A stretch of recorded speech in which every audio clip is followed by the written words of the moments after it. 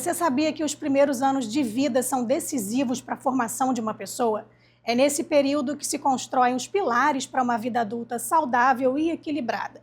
Estudos mostram que quanto melhores forem as experiências da criança durante a primeira infância e quanto mais carinho, atenção, nutrição e estímulos qualificados ela receber, maiores são as chances dela desenvolver todo o seu potencial. Essa fase é extremamente sensível para o desenvolvimento do ser humano, pois é quando ele forma toda a sua estrutura emocional e afetiva e desenvolve áreas fundamentais do cérebro relacionadas à personalidade, ao caráter e à capacidade de aprendizado. Por isso, cuidar da primeira infância é muito mais do que proteger o agora. É garantir adultos mais preparados, cidadãos mais conscientes e uma sociedade mais justa e equilibrada. É sobre isso que nós vamos conversar no Alerj Debate de hoje com o deputado Munir Neto, que é presidente da Comissão da Criança, do Adolescente e do Idoso na Alerj, com a psicóloga Aline Cunha e com a pediatra Cecília Retumba Miranda. Sejam muito bem-vindos ao Alerj Debate.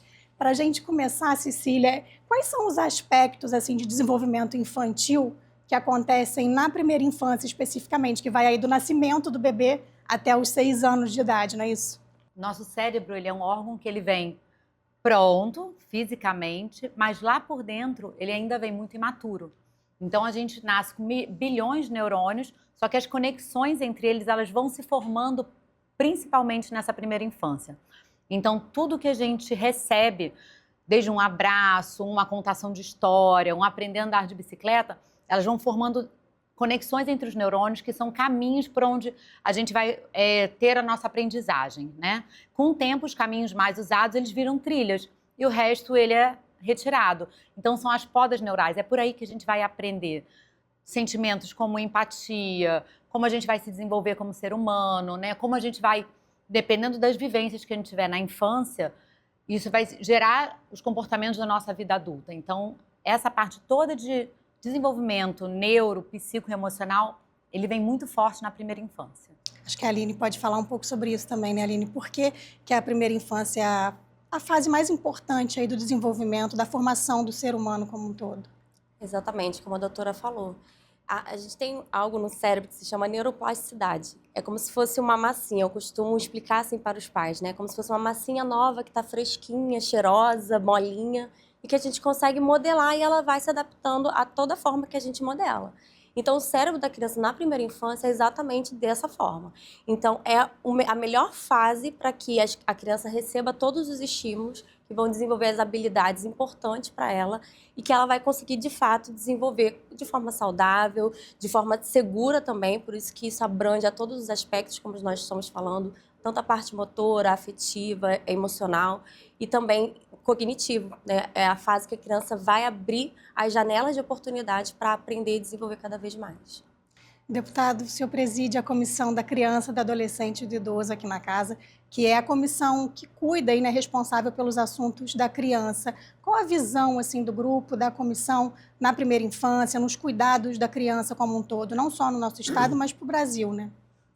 Nós, quando assumimos essa comissão tão importante, né, onde atinge a criança, o adolescente, a pessoa idosa, nós começamos a trabalhar desde, vamos dizer, da mãe, da sua gestação, né, onde a gente, quando a criança nasce, aqui no estado do Rio de Janeiro, principalmente, é feito o teste do pezinho em todo o estado do Rio de Janeiro e a avaliação é feita aqui na PAI do município do Rio de Janeiro. Então, todo o teste do pezinho feito em todo o estado é colocado aqui para o APAI do Rio de Janeiro.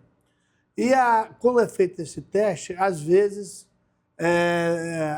já começa o problema, né? Porque muitos recém-nascidos não é feito o teste do pezinho, não tem o diagnóstico precoce. E eu, além de ser presidente da Comissão da Criança, Adolescente e da Pessoa Idosa, também sou coordenador da Frente Parlamentar de Doenças Raras, faço parte da Comissão da Pessoa com Deficiência. E nós estamos, e a gente vê uns dados assustadores, que quando a gente não, que as pessoas que nascem com doenças raras e não têm o diagnóstico precoce, vem a óbito até os 5 anos de idade, Quer dizer, então, nem completa a primeira infância. Nem né, completa a primeira infância. Então aí já começa o primeiro problema, né? O segundo é a gente unir educação, saúde e assistência social. Elas têm que trabalhar junto, politicamente e com políticas públicas eficazes, para a gente poder fazer que a criança tenha uma infância saudável, né? Que tenha um parâmetro Apoio.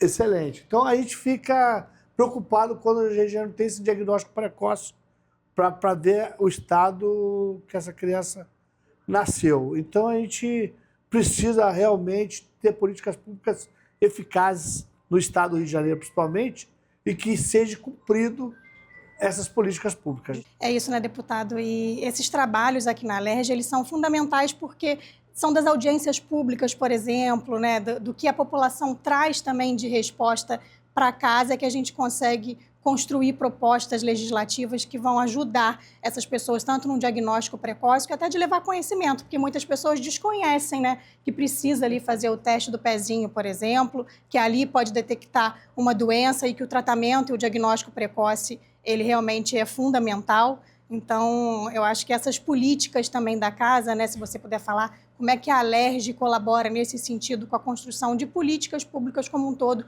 para a criança no nosso estado? Nós estamos aqui pela comissão fazendo audiências públicas para ouvir mães, ouvir especialistas. Estamos fazendo projetos de leis para que tenha eficaz nas crianças de 0 a 6 anos. Fizemos a questão do abuso sexual, né? Nós fizemos um projeto de lei onde que a criança vitimizada tem uma equipe multidisciplinar, um local humanizado para poder a vítima tentar ter o menos dano possível na hora que vai ser falada sobre isso, entrevistada sobre esse assunto. Tem um atendimento mais digno e adequado, né? Mais digno e adequado. Sabemos do que também prejudica as crianças, principalmente de 0 a 6 anos, o uso do celular indevido, né? Muitas das mães, quando quer deixar a criança sossegada, dá um celular para essas crianças e não é por aí, né? A gente sabe que é difícil quando a criança está agitada, mas precisamos ter um cuidado muito grande com a questão dos celulares na mão de crianças, principalmente de 0 a 6 anos, né?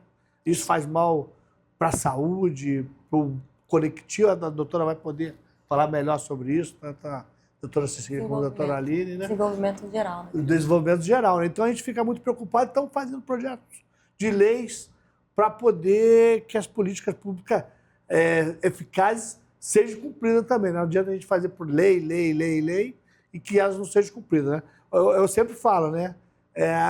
O primeiro item para que as coisas melhorem para as crianças na primeira infância, de 0 a 6 anos, para o adolescente, para a pessoa idosa, para a pessoa idosa, que o estatuto da pessoa idosa seja cumprido, né?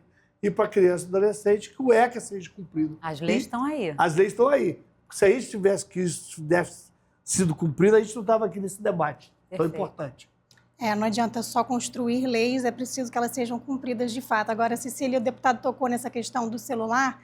Eu acho que você, enquanto pediatra, também pode falar um pouquinho sobre isso. Qual a orientação para os pais de recomendação assim, de tempo, de uso de tela mais adequado? Crianças teriam uma idade assim, mais adequada também para já fazer uso do celular, ter ali o celular? Porque a gente sabe que muitas vezes criança pequena já tem ali, já possui um celular, né? Então, qual a orientação e recomendação para os pais nesse sentido?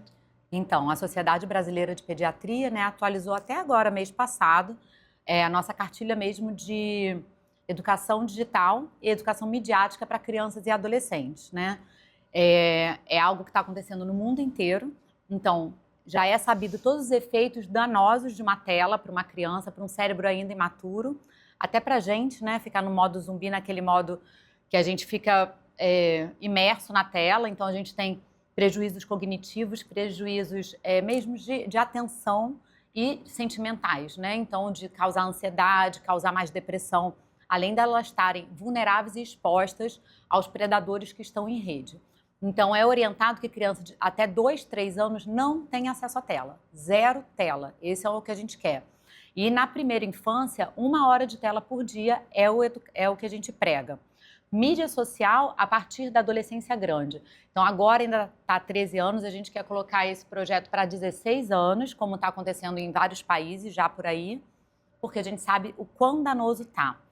E, mas meu filho já tem, meu filho já usa, todo mundo na escolinha dele tem. A gente conseguiu um marco muito grande de ser proibido celulares nas escolas. Isso foi assim, uma vitória da gente, pediatra, junto com o pessoal que faz as leis. Então, a gente ficou muito feliz com isso. E a gente quer continuar com essa nossa luta aí para o mínimo possível. E quem já tem é contenção de danos. A gente tá junto. Então, assim, os estudos... Até estava num estudo agora essa semana no Congresso Brasileiro de Adolescência falando exatamente isso. A gente já sabe que a tela, ela tá aí. A gente está em 2025. Ela é bem-vinda para a gente aprender, para a gente trocar. Sim, então, o bom uso da tela, ele é bom, mas... tem que ser acompanhado com os pais, né? E quem já tem... diminuir o mínimo possível, 15 minutos, 30 minutos, 1 hora. Para criança pequena, o ideal é a gente estar no lugar da tela. Então, a tela, ela, muitas vezes... o filho que tem muitas atividades, ele consegue ficar mais facilmente fora da tela, mas é aquela mãe que trabalha que não tem rede de apoio com quem deixar. São essas que a gente tem que atingir com as medidas públicas, né? Ou uma creche, algum espaço para elas terem apoio para aquela criança, para algum lugar que ela possa fazer uma atividade física, uma atividade cultural, uma atividade musical, né? Para ela estar ali e não estar na tela. A gente dá o prazer para ela sem ser digital, porque elas precisam de conexão, né?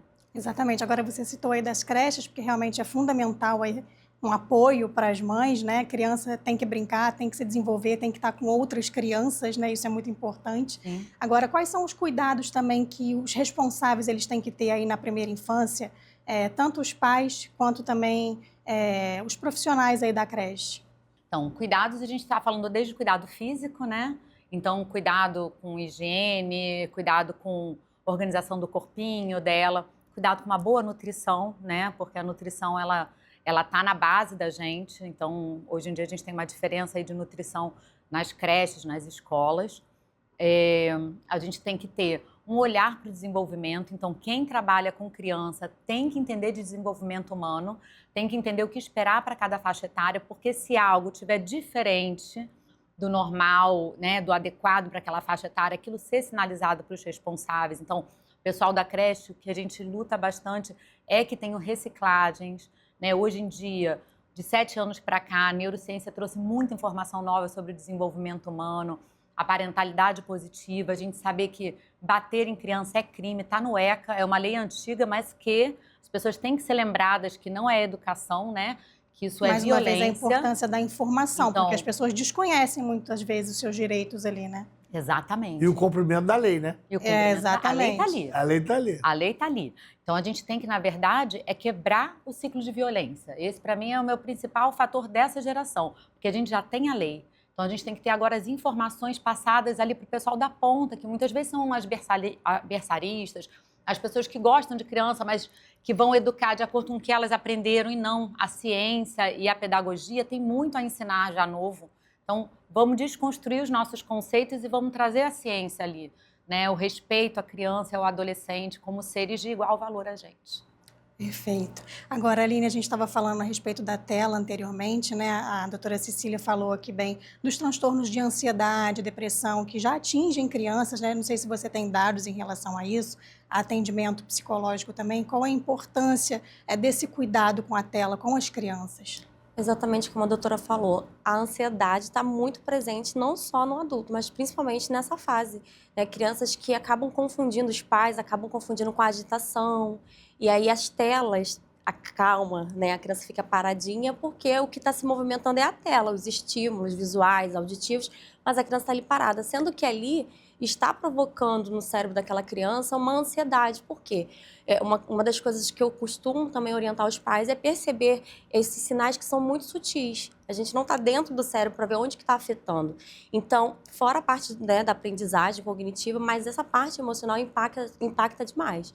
Porque a criança ela tem que desenvolver a habilidade de esperar. E na tela é um atrás do outro. É igual a gente nas redes sociais, né? O Instagram é o tempo inteiro, não para nunca. No YouTube, né, as crianças querem ver os vídeos, não querem esperar, já quer pro próximo, não quer esperar anúncio, já quer pular. Então, assim, vai diminuindo essa habilidade de tolerância a esperar, a tolerância à frustração de quando tem algo que está passando que não é do interesse dela. Então, isso vai desencadear uma ansiedade, uma depressão, uma dificuldade de lidar com essas questões emocionais lá na frente. Na verdade, já nessa fase da infância. É que os pais confundem muito com birra. Né? Acha que é birra, é frescura, para de graça. Começa a invalidar essa criança, não consegue organizar ela emocionalmente, ou até que tente, mas se ele passa a maior parte do tempo nas telas, não vai conseguir. Então, tem que ter realmente assim, uma rotina estabelecida, né? Como o deputado falou, já tem leis aí, então é preciso que a família compre essa ideia também, porque é um trabalho em conjunto, escola, né, o governo, a sociedade como um todo.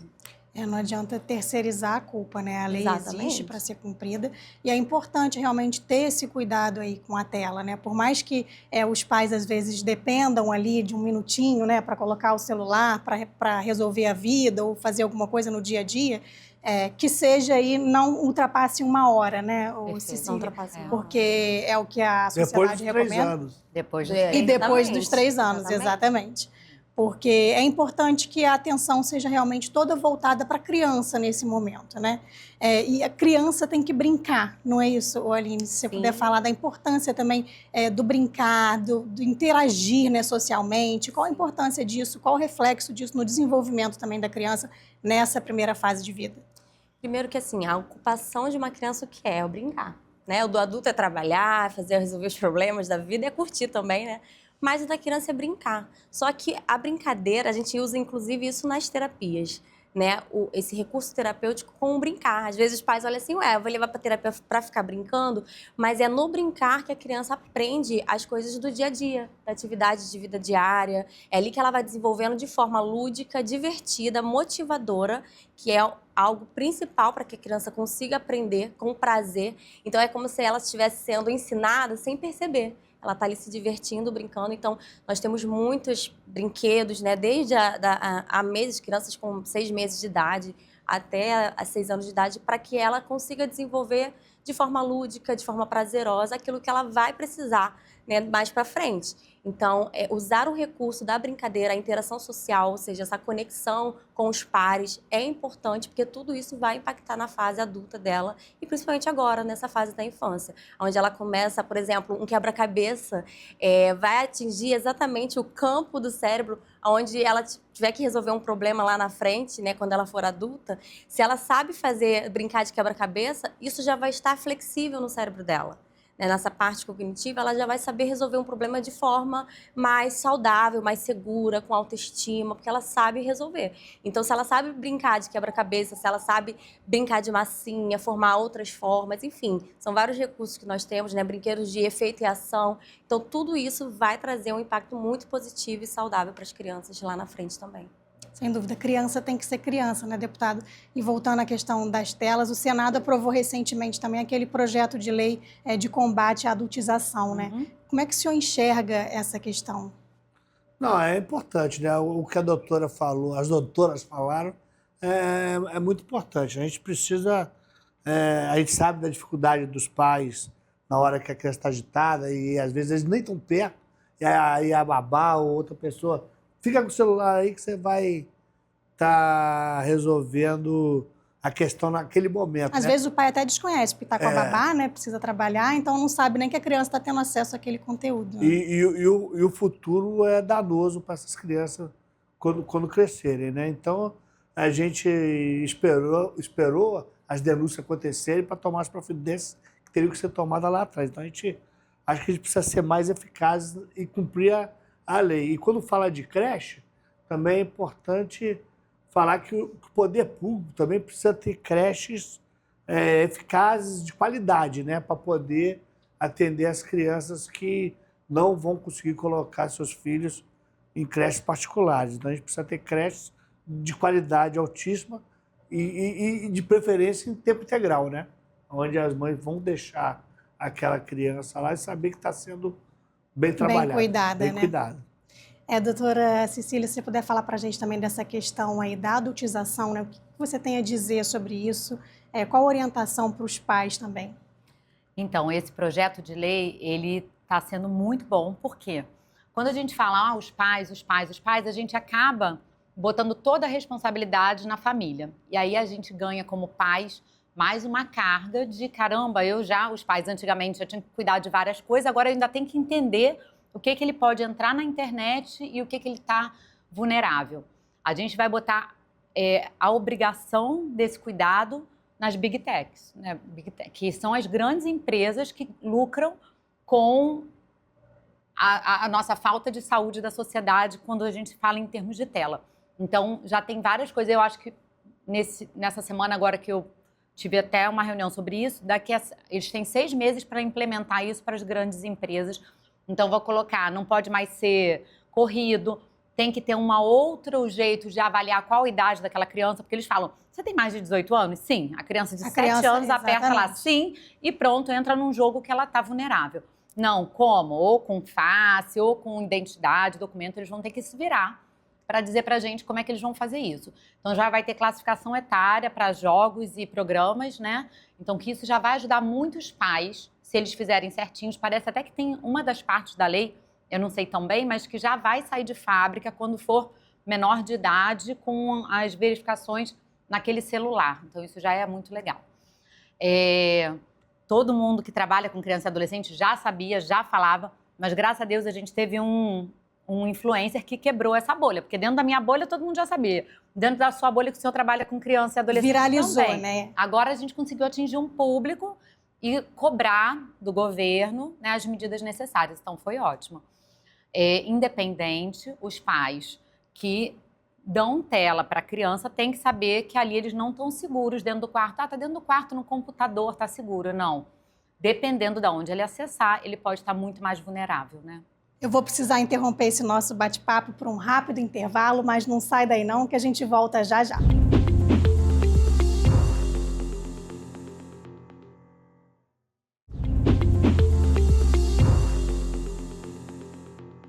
Estamos de volta com o segundo bloco do Alerj Debate de hoje, falando sobre a importância dos cuidados com a primeira infância, com o deputado estadual Munir Neto, com a psicóloga Aline Cunha e com a pediatra Cecília Retumba Miranda. A gente falava agora há pouco também da importância das creches, né, para as crianças, uma parceria aí para os pais, né, para as mães, mas qual a importância também da nutrição adequada para o desenvolvimento aí dessa criança na primeira infância, Cecília? É através dela que a gente recebe o combustível para o nosso corpo funcionar, né? O cérebro, os órgãos. Então, a criança, para ela se desenvolver no seu potencial pleno, ela deve receber uma boa nutrição em termos de vitaminas, proteínas e micronutrientes.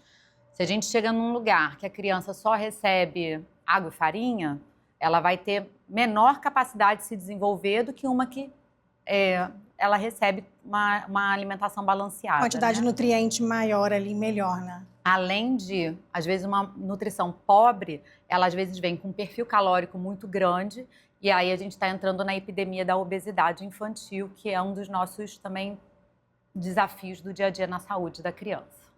E mais um ponto que depende também das políticas públicas, né, deputado? Porque creche é responsabilidade do poder público. Como que você enxerga a importância do executivo também, porque aí já foge um pouco do legislativo, né, do executivo nessa questão?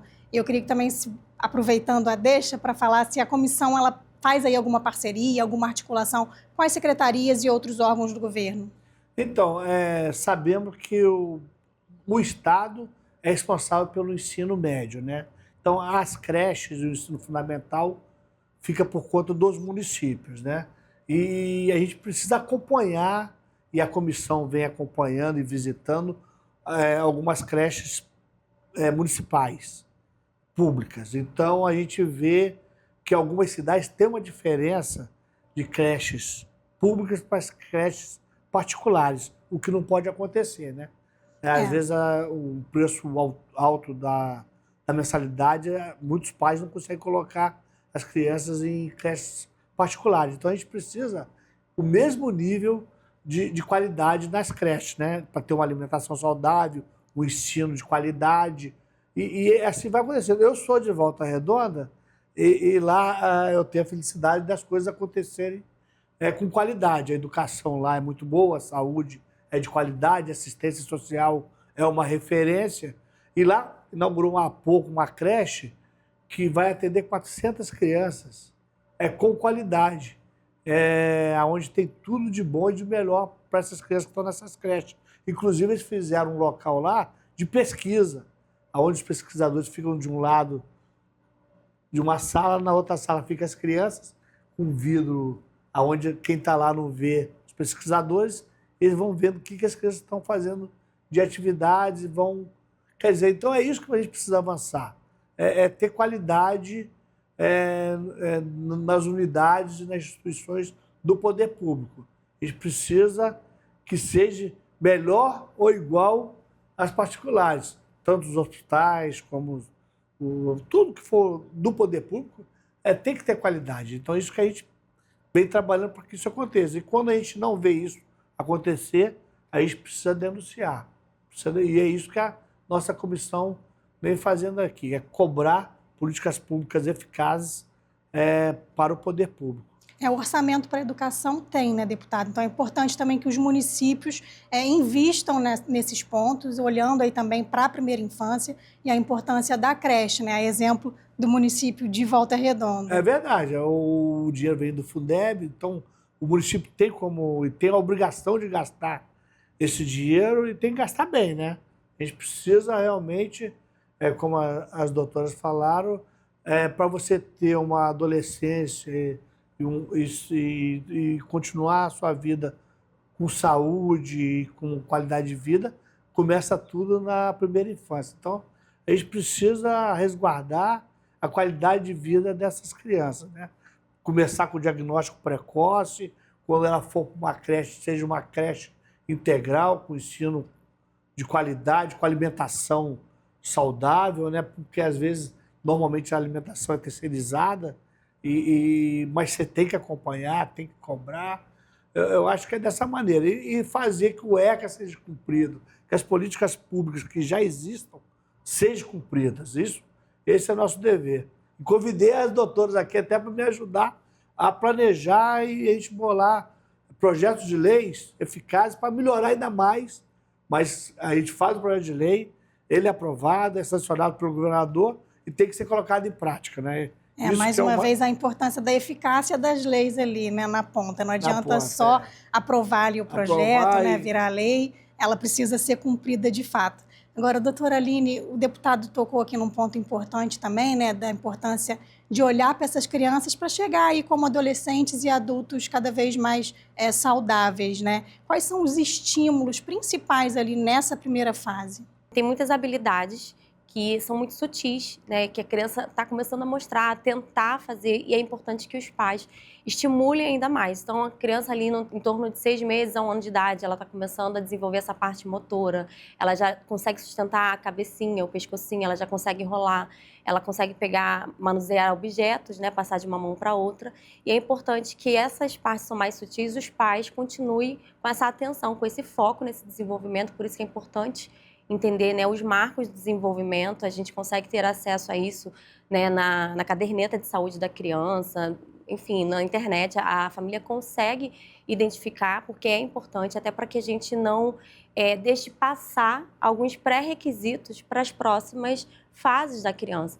Então, ali de 1 ano a 2 anos, a criança já está conseguindo andar, só que ainda com muito apoio, né, a colocar algumas palavrinhas, né? Então, é importante que a família entenda disso e foque exatamente nesses principais comportamentos da criança, para que, se tiver algum atraso, ela já sinalize o pediatra, o neuropediatra, uma psicóloga, né? Como identificar o atraso, Aline? Então, para isso ela vai precisar ter essa consciência de qual é o esperado para aquela fase que a criança está. Então, se a criança, desde bebezinho, já é notável, a gente consegue observar que a criança, quando está, né, mamando no seio da mãe, ela já faz um contato visual com a mãe.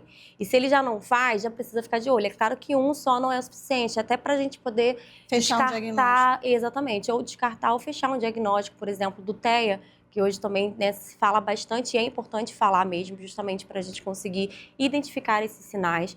E não necessariamente a criança precisa fechar um diagnóstico para iniciar uma intervenção com ajuda profissional. Então, hoje a gente faz acompanhamento também parental com famílias que a criança ainda não fechou um diagnóstico, mas que ela já percebeu alguns sinais ali de atraso no desenvolvimento, né? Algumas palavrinhas que a criança já teria que estar falando ou balbuciando e ela não está fazendo, né? A parte motora também, ou então a criança fica muito assim, como se fosse no mundinho dela, a mãe vai ali brincar, ela não sorri, não tem aquela reciprocidade social.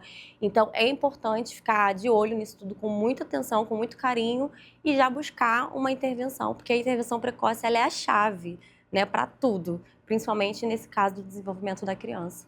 Prevenção é fundamental. E, Cecília, a importância também das consultas regulares com o pediatra, né? Até para observar, de repente, um atraso e, enfim, todo esse acompanhamento aí nesses primeiros anos de vida é fundamental. Qual a regularidade, assim, que a criança tem que ir ao pediatra? O profissional que está habilitado mesmo para perceber todo o desenvolvimento infantil é o pediatra, né? A gente tem que, inclusive, exigir sempre que tenha pediatra nas redes básicas de saúde. Hoje em dia a gente sabe que tem alguns lugares que está em falta, porque dentro da política pública é uma coisa, né, específica, que falta em alguns lugares, mas o profissional certo da criança é o pediatra.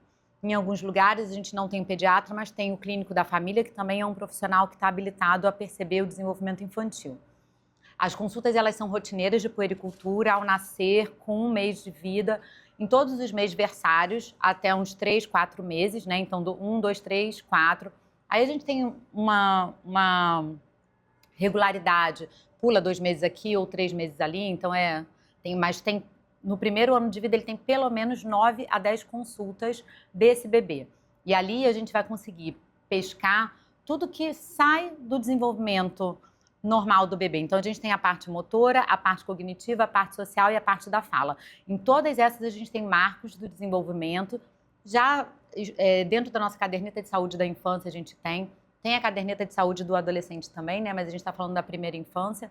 Então, os profissionais que atendem a criança são eles que vão olhar. As famílias hoje estão cada vez menores. Antigamente, a gente vivia em bando, então tias, avós, todo mundo falava, esse menino tem alguma coisa, ou não tem, ou então me dá aqui que eu te ajudo, é assim que a gente alimenta. Então, a gente crescia em sociedade. Hoje, cada núcleo está isolado. Então, está mais importante ainda eles frequentarem o médico, né? Então, o pediatra, ele tem que ser visto, porque é ele que vai ajudar nesse processo.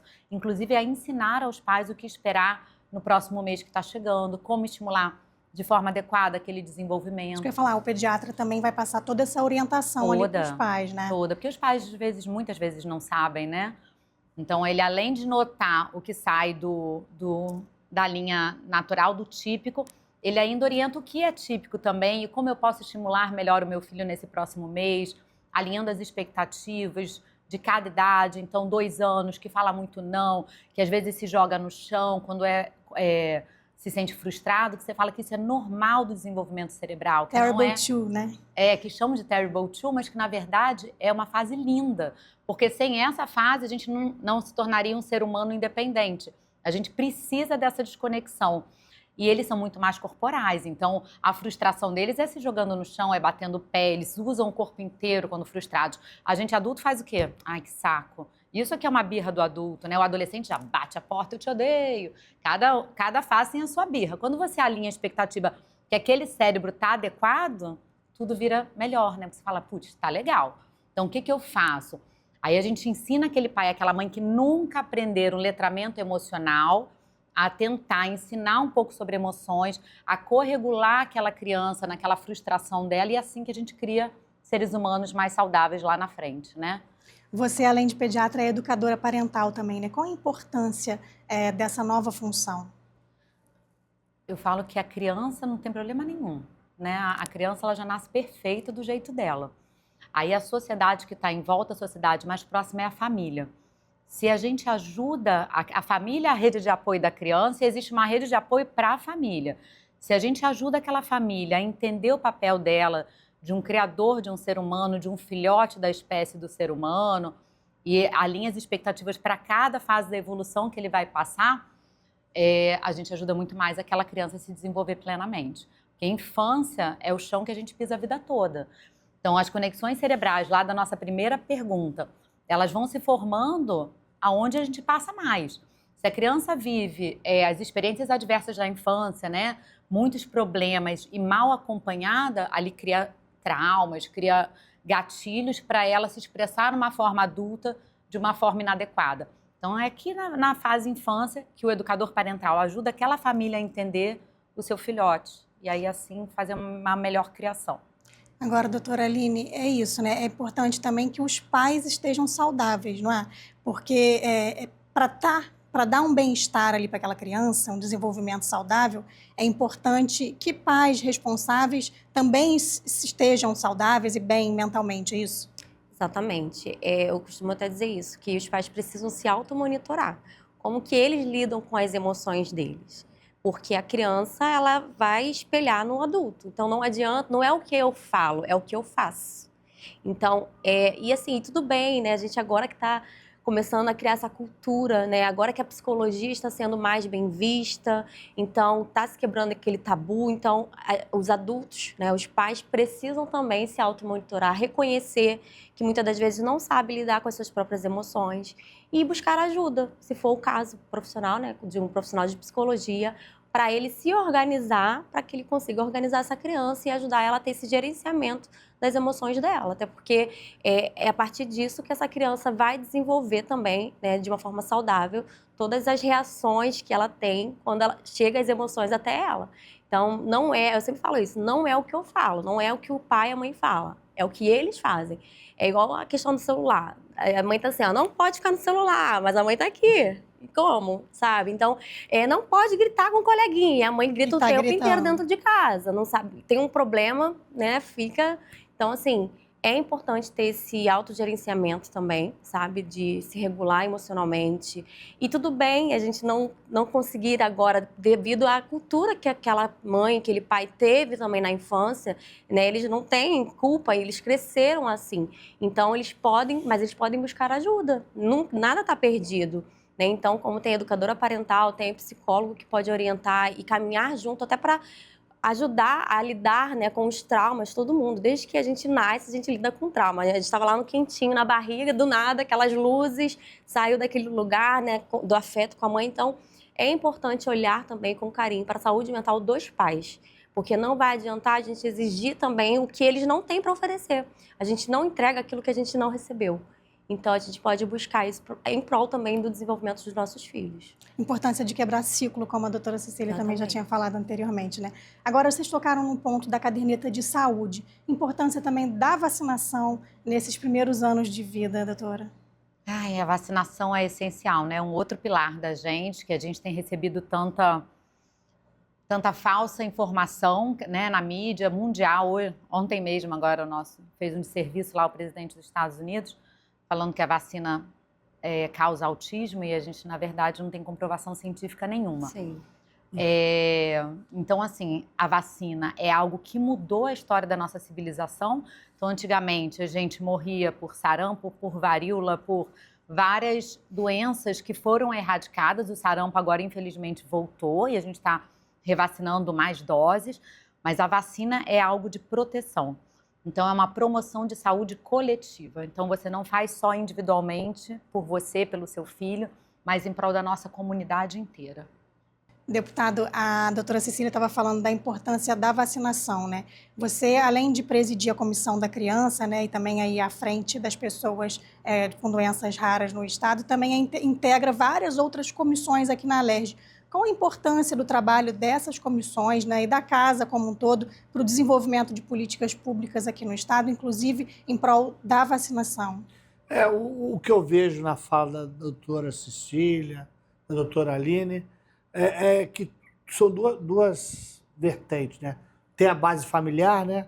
Que a maioria das coisas ruins acontece na própria família, né? Desde o idoso com as suas agressão física, psicológica, econômica, e na criança também, quando tem qualquer tipo de abuso, a maioria das vezes é feito por um familiar. Mas nós precisamos ter políticas públicas eficazes desde o começo. Quando a gente, antes do neném nascer, já no pré-natal, já tem que ter os postos de saúde, porque quando a gente falar de política pública, a gente tem que pensar para a grande maioria que não tem plano de saúde, que vão no posto de saúde, ou vão nos hospitais públicos. Então, a gente tem que ter políticas públicas eficazes para essas pessoas. Então, a mãe tem que ter um pré-natal de qualidade. Quando nasceu o neném, nós temos que saber que elas têm que ter informação, que elas têm que fazer o teste do pezinho e que tem que pegar o resultado para poder saber o diagnóstico desse neném. E assim vai avançando, né? Ter os postos de saúde fazendo esse acompanhamento, ter a questão das vacinas na saúde sendo feita periodicamente, nas datas determinadas.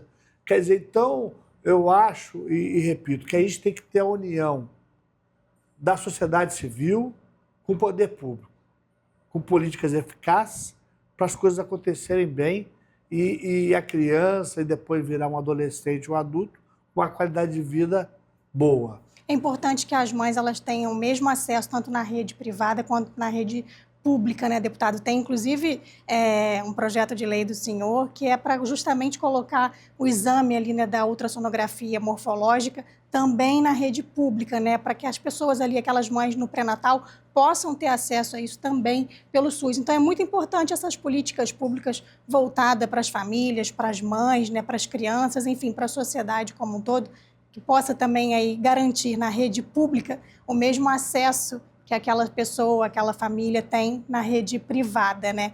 Como é que as pessoas fazem para entrar em contato com a comissão da criança, do adolescente, do idoso, se tiver alguma demanda?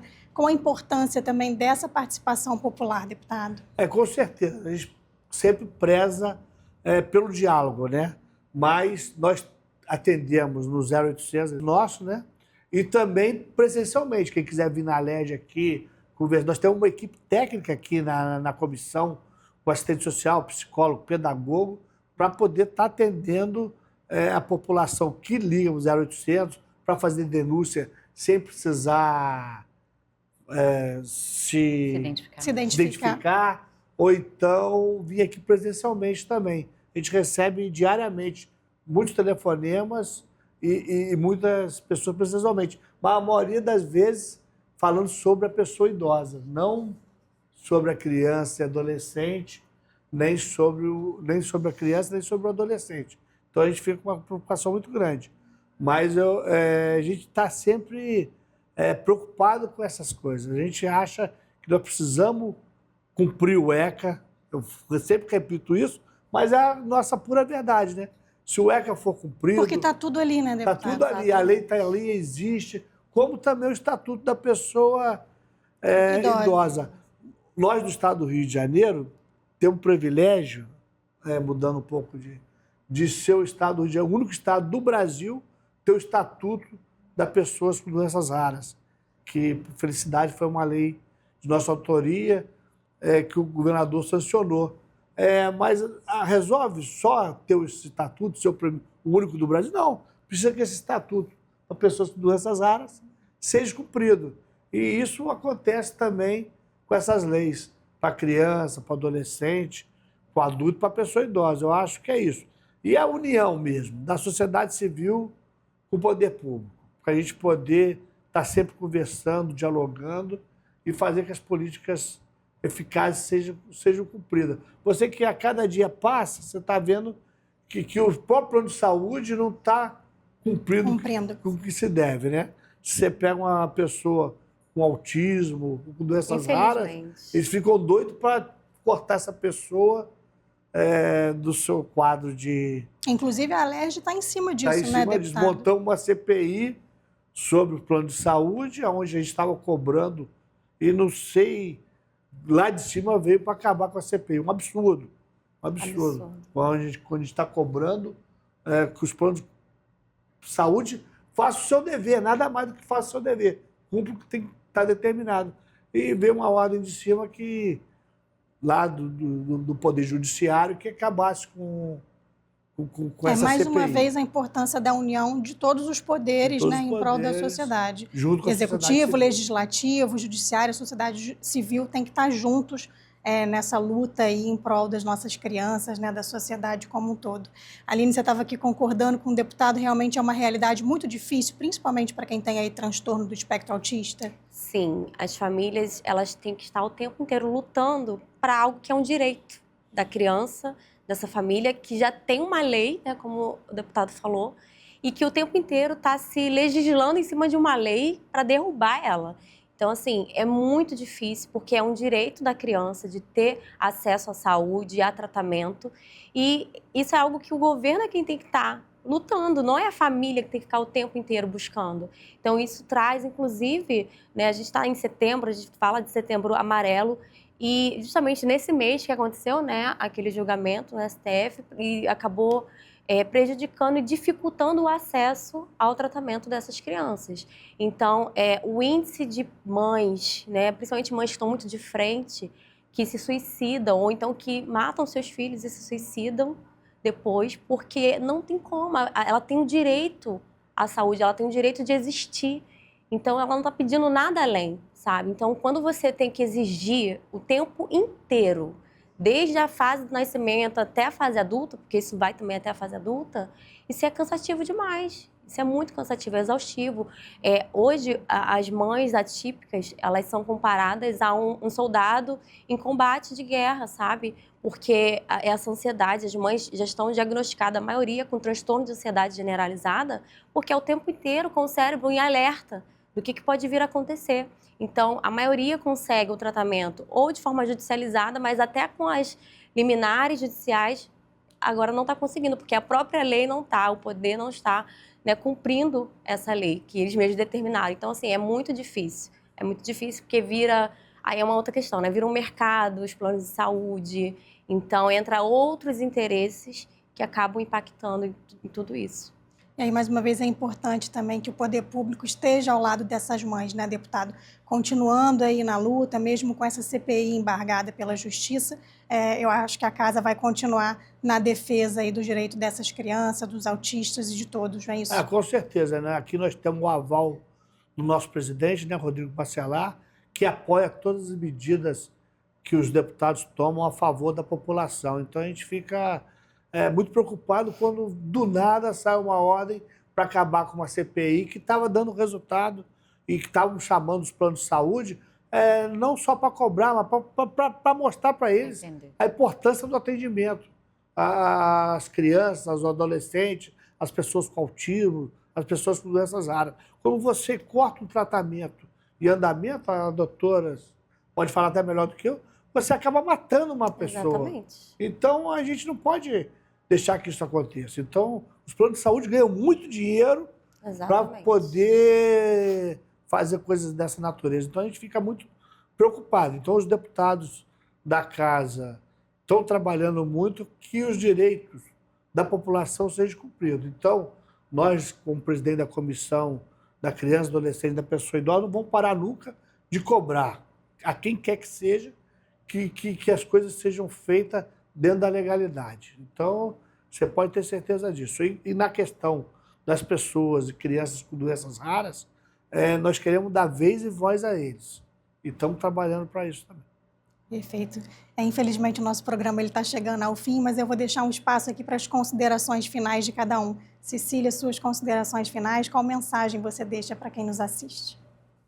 Eu queria deixar aqui para todo mundo, toda a sociedade, né, lutar pelas crianças e pelos adolescentes e os órgãos públicos capacitar cada vez mais quem está ali na linha de frente. Então, médicos, psicólogos, professores, pedagogos, educadores em forma geral, né, cuidadores de creche, capacitar os profissionais que lidam com as crianças para eles poderem reconhecer qualquer alteração do desenvolvimento e a gente já procurar ajuda logo desde cedo.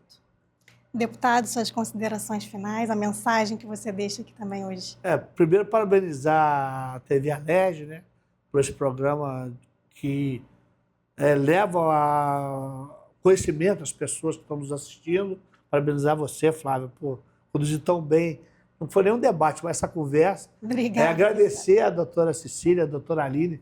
Eu tive a honra de estar com elas aqui conversando e aprender muito, né? E repetir, né? A gente só vai avançar em temas como esse quando tiver a união da sociedade civil com o poder público.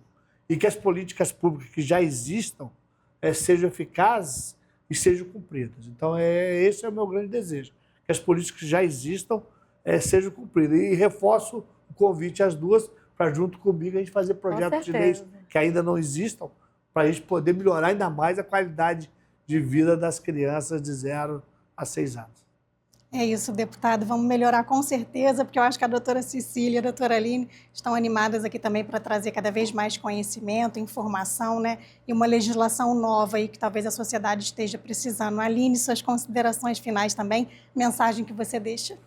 Primeiro, eu gostaria de agradecer também pela oportunidade. É muito importante. A comunicação, ela sempre vai ser a chave que muda realidades, né? Então, é uma ferramenta que a gente precisa usar muito. Agradecer também aos colegas aqui, deputado, doutora Cecília. Foi muito rico tudo aqui que a gente discutiu. Mas eu tenho 2 pedidos para fazer, sabe? Tanto para as famílias e também para as escolas, né? Principalmente, a gente está falando aqui, a gente falou sobre autismo, né? Eu sou fundadora de uma clínica, né, de desenvolvimento infantil específico para crianças autistas. E a gente vê o impacto, né, quando a escola não está preparada para receber essas crianças. Então, é muito importante que elas não só saibam reconhecer, identificar os sinais, mas principalmente o que fazer, sabe? A inclusão acontecer de verdade. Inclusive, a gente pode até discutir sobre isso, né, deputado? Sobre alguns projetos de lei para que a inclusão de fato aconteça, sabe? Que realmente se desenvolva, que a criança se desenvolva. Então, como a doutora Cecília falou, a capacitação, a qualificação desses profissionais na escola, com esse olhar atento e sabendo o que fazer.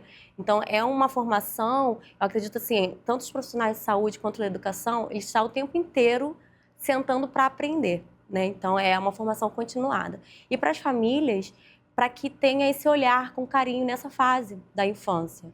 Porque a gente já falou aqui, é uma chave muito importante que vira lá na frente para ela. Então, e não esquecer que essa fase também é importante que elas olhem para essa criança como uma criança e não como mini adultos, que tem que se comportar o tempo inteiro de forma correta, adequada, sendo que nem os adultos não estão o tempo inteiro certos, né, de forma adequada. Então, permitir que a criança brinque, permitir que a criança tenha essa oportunidade de aprender, de errar, mas também de aprender, né? Usar a comunicação também positiva, a educação positiva para educar essas crianças, validando as emoções delas, elas estão aprendendo.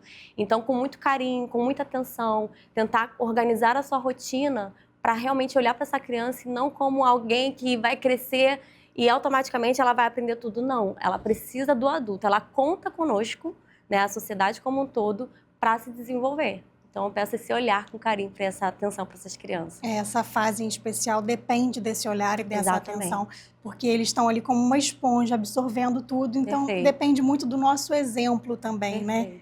Muito obrigada pela participação de vocês. E se você quiser rever este programa ou acompanhar a programação da TV Alerj, é só acessar o nosso canal no YouTube e nos seguir nas redes sociais. TV Alerj, o canal do povo. Até a próxima!